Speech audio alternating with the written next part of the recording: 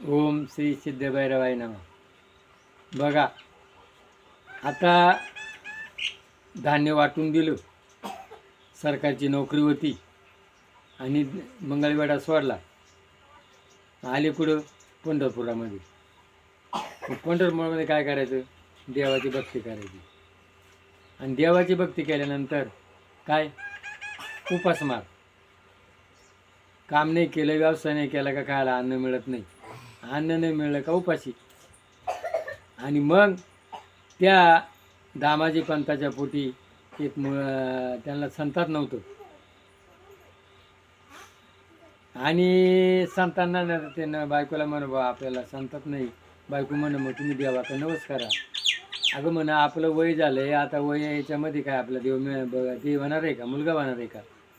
आणि मग मुलगा होणार नाही, मग म्हण देव काय करीत नाही.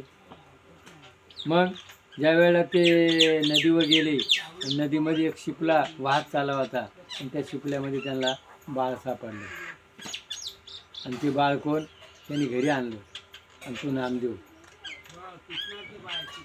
बघा, नामदेव देवाचा भक्त. आणि नामदेव ज्या वेळेला त्याला देवाला नैवेद्य दाखवायला लावला, आणि मग म्हण देव तू जेव.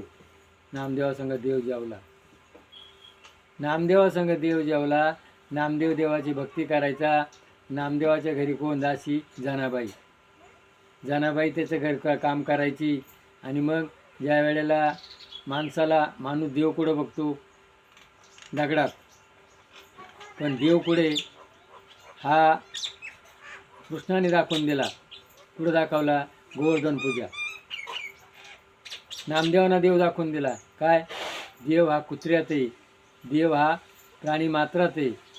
कुत्र, प्राणी मात्र, जीवजंतू सगळ्या देव आहे. आणि देवाची व्याख्या त्यांनी दाखवून दिली.